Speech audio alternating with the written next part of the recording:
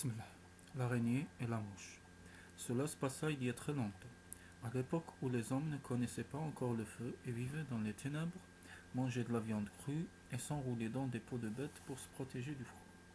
Cette fois, quand la sublime assemblée des seigneurs du palais royal en eut par-dessus la tête du froid et des ténèbres éternelles, le sage souverain promit la haute récompense de 1000 ducats d'or à celui qui rapporterait du feu des abîmes de l'enfer.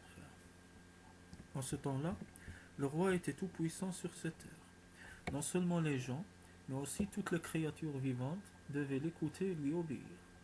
Lorsque le souverain apparaissait, tous les êtres humains devaient tomber à genoux devant lui, tous les animaux rampaient à ses pieds, les oiseaux cessaient de voler et les abeilles et les bourdons de bourdonner. La récompense promise allait bien des gens.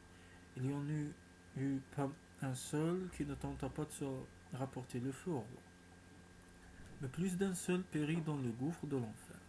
Même certains animaux, comme le renard futé, le lynx téméraire et le renne sagace, se lancèrent dans l'aventure.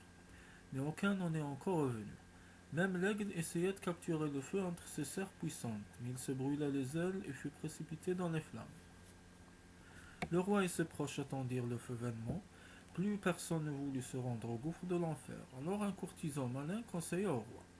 Tu devrais, Seigneur, augmenter la récompense. Il faudrait annoncer que celui qui apportera le feu aura le droit de s'asseoir à ta table. Un tel honneur ne peut laisser personne indifférent.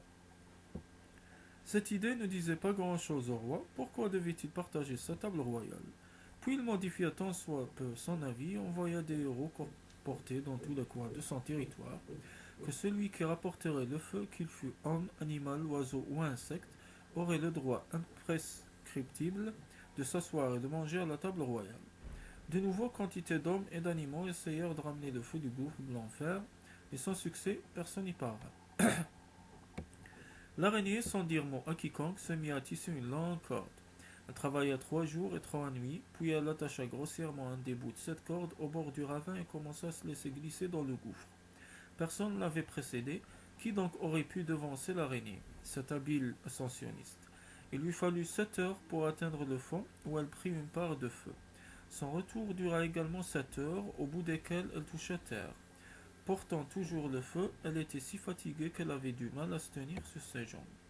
Je vais faire un petit somme. Ici, pourquoi me presserais-je? Il fait encore nuit. Je porterai le feu au roi demain matin. Il sera content et moi je serai la plus riche créature qui soit sous le soleil. Se dit l'araignée avec raison. Elle posa donc le feu entre deux pierres, étendit ses jambes qui l'avaient si bien aidé à grimper et s'endormit profondément. Elle était si lasse qu'elle dormit toute la nuit et que le soleil ne suffit pas à la réveiller. Or, par hasard, ce matin-là, une mouche voltait alentour. Sentant la fumée, elle fut curieuse de savoir d'où elle venait. Un instant après, elle aperçut l'araignée endormie entre deux pierres, le feu. Quelle aubaine! Sans faire de bruit, elle s'empara du feu et s'envola avec lui jusqu'au château royal droit devant le roi. Ce fut un triomphe, tout le monde se réjouit et cria. Nous possédons le feu, nous avons la chaleur, honneur au roi, vive celle qui nous a apporté le feu.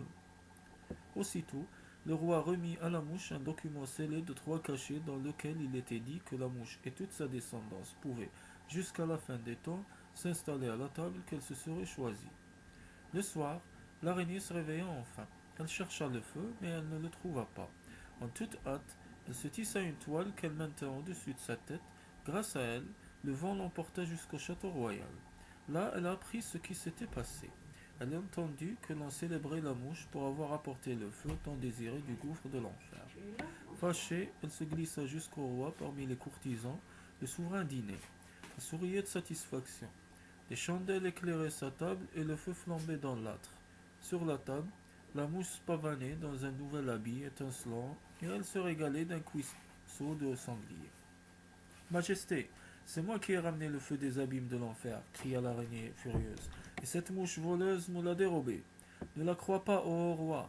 Chasse cette menteuse, bourdonna la mouche avec rage. Tu as vu de tes yeux, vu que c'est moi qui ai rapporté le feu et non cette hableuse. Mais le roi était un homme juste. Il écoutait sérieusement les propos de l'araignée qui expliquait comment elle avait accédé au fond du gouffre de l'enfer. J'ai tissé une longue corde et grâce à elle je suis descendu dans l'abîme. Elle y pend sûrement encore, argua l'araignée avec sincérité. Le roi envoya ses serviteurs vérifier si la corde était bien au bord du gouffre. mais ils ne la trouvèrent pas. Elle avait dû tomber au fond et brûler lorsque les serviteurs furent de retour sans la corde. Le roi fit confiance à la mouche et chassa le malheureuse araignée. Depuis ce jour, l'araignée déteste les mouches et tous ceux de leur race. Elle se venge en postant dans tous les coins ses filets, dans lesquels la gente importune se laisse emprisonner pour sa perte. Cependant, les mouches jouissent toujours du droit de s'installer à la table des gens, et pour en faire foi, elles possèdent encore le fameux document scellé de trois cachets.